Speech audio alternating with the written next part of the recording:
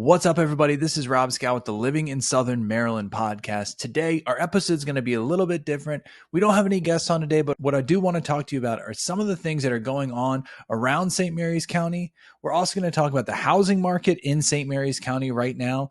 And last but not least, I'm going to respond to some comments that are on YouTube. So make sure if you haven't subscribed on the YouTube channel yet, go ahead and do that and leave some comments so I can answer those comments for you. And if you're listening to this on the podcast, make sure you go ahead and subscribe to the YouTube channel Living in Southern Maryland, and also check us out on Instagram and Facebook as well. All right, so let's go ahead and get started. One of the biggest things happening in Southern Maryland right now is the fact that the world's largest duck, yes, you heard me right, the world's largest duck is coming to Leonardtown, Maryland. Now, it's coming to downtown Leonardtown, and it's going to be on the wharf. It's actually not going to be on the water, which I think is a little bit odd, but it's going to be in the parking lot down there on the wharf for everyone to come and see. Now, I heard about this a few months ago, and I thought it was a great idea. I think it's going to bring a lot of attention to Leonardtown, which is already gaining a lot of attention on its own, but I think it's going to bring even more attention and notoriety to a place that not a lot of people outside of St. Mary's County and even Southern Maryland know about. So I think it's a great thing that they're doing this, but what I like even more than the fact that they brought this duck here to Leonardtown is the event that they're putting on around it. Now, at the same time the duck is here, it's also the 15-year anniversary of the Leonardtown Wharf. Now, the Leonardtown Wharf is at the bottom of the hill in downtown Leonardtown, and it's got a playground, and it's right on the water, and there's an ice cream shop, and there's all types of cool stuff there.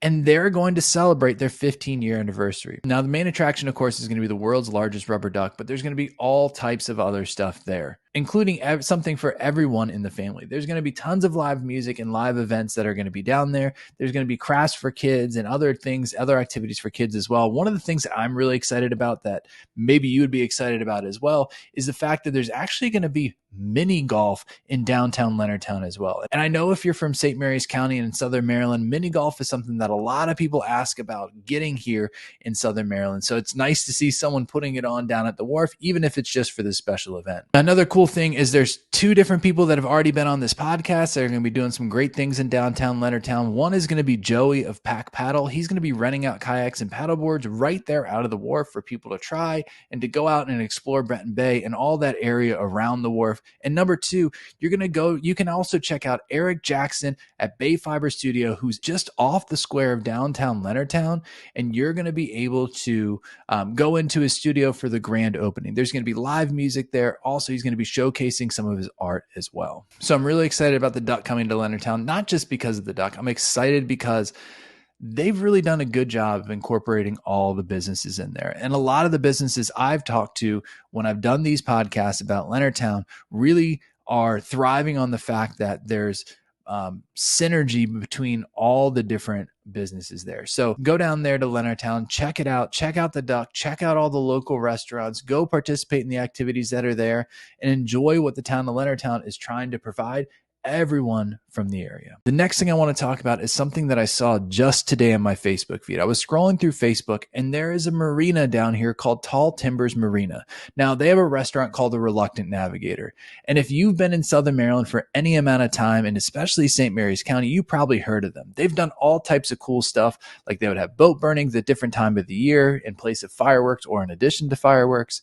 And they just have like that old time marina kind of quaint country feel to it with a good restaurant. Now, I myself am gluten-free. My wife is dairy-free, doesn't eat beef, and it also is gluten-free too. Basically like alpha-gal kind of allergies.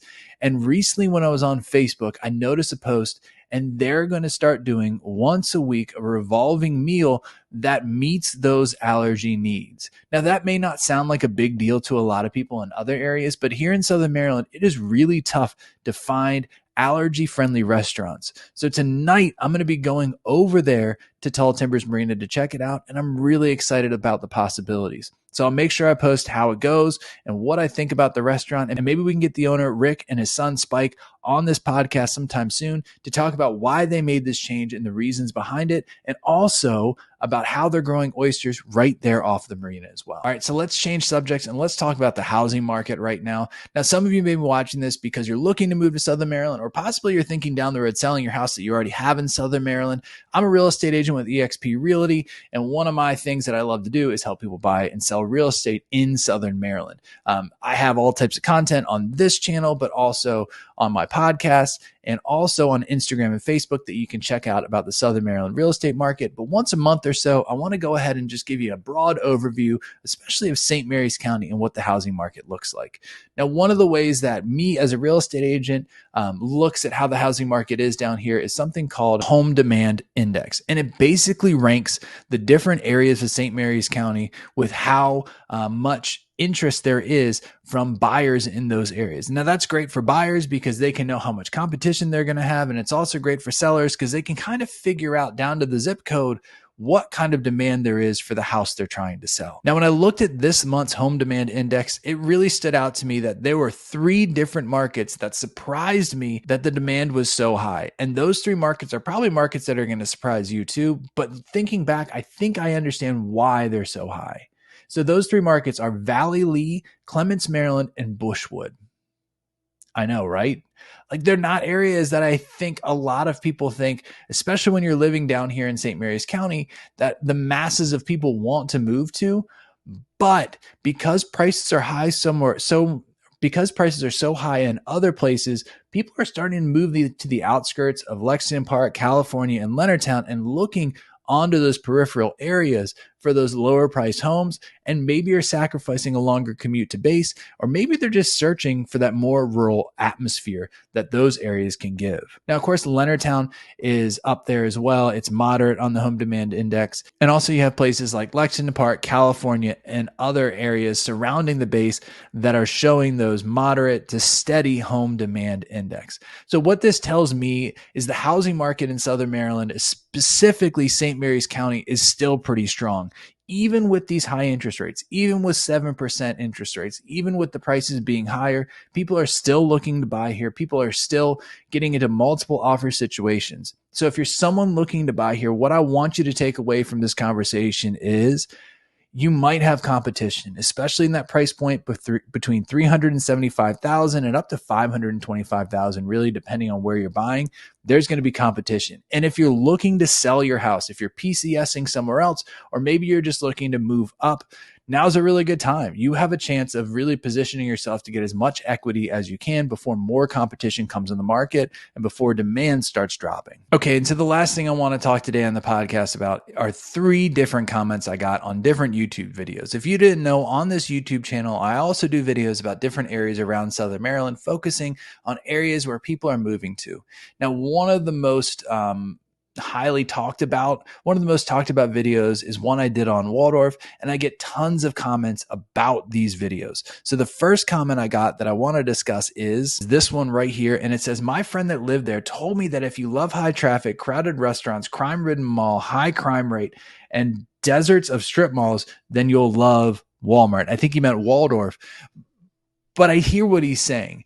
I always have, when I have buyers calling me, especially when people are looking to move to Andrews Air Force Base and stuff like that, and they hear, about the prices, especially around the capital region and how high they are, when they think about moving to Southern Maryland, one of the first objections I hear is the objection to live in Waldorf, specifically for those reasons.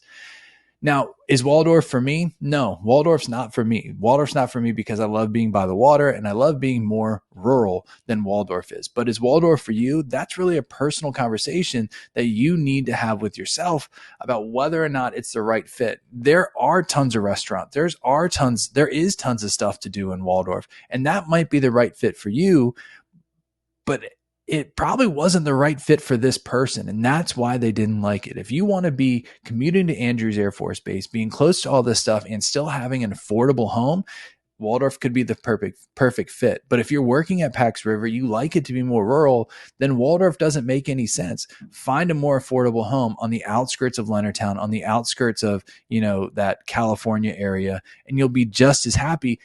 Probably, or you'll spend just as much and you'll have a much shorter commute. Now, the second comment I got is from Chrissy4281, and she says, anyone wanting to move to Southern Maryland, wanting new builds, is going to have to look at Charles County. That's where they are putting them. Lots of them, literally. And she's right.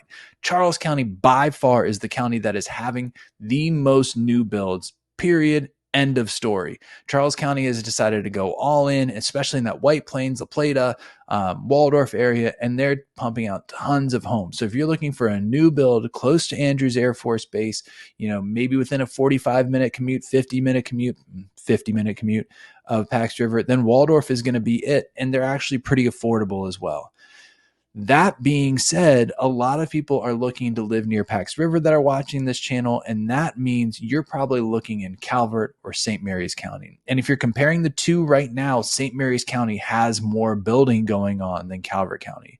Calvert County, for the most part, has made it nearly impossible to build homes. For whatever reason, they've decided to put not a moratorium, but basically a stop on new builds in new build communities, while St. Mary's County is trying to do it responsibly. And you're seeing them grow in like areas like California, Maryland, and you're also seeing them grow in areas like, Leonardtown. So I'm thinking the Meadows at Town Run in Leonardtown, or Clark's Rest, or even some of, the newer areas around Myrtle Point and things like that. So yes, this commenter is right. If you want to be able to find a new build, you're going to have more options in Charles County. But if you're looking to live near Pax River, you're going to want to look around that California Leonardtown area for a new build, because those are where they are right now. All right. So the last comment I want to highlight today is from Finney G47. Finney G47 says they moved here 5 months ago from the Clifton, Virginia area. Accurate assessment.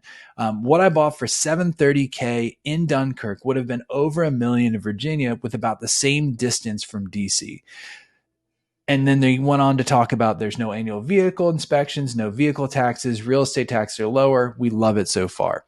So this is a great example for me when I'm talking about what it's like to live in Southern Maryland, is the trade-off here. Now, there's probably some amenities this person's missing out on now. Like, it sounds really great. They're getting, a more of a house for less price. They have all these other benefits that they list here, but there's not as much around Dunkirk as there is probably around Clifton, Virginia. So yes, he's getting more of what he wants. Finney G is getting more of what they want, house-wise, and even the commute's the same. But I'm betting they miss a little bit of the modern conveniences that you can find around the DC area or the capital region. But to save over $270,000, I think you can rough it a little bit and not have every single restaurant of your choice, and maybe just have a few to choose from there in Dunkirk. All right, so that's going to end our podcast for today. Next week, we're going to have some new guests on, and we're going to have guests throughout. But every month or so, I'm going to do this kind of format where I talk to you about the housing market, highlight some local events, and go into some comments as well. So make sure you drop some comments below on this video or other videos too, and maybe I'll highlight them on the podcast. Thanks for listening to the Living Southern Maryland podcast. Hope to see you on here the next time.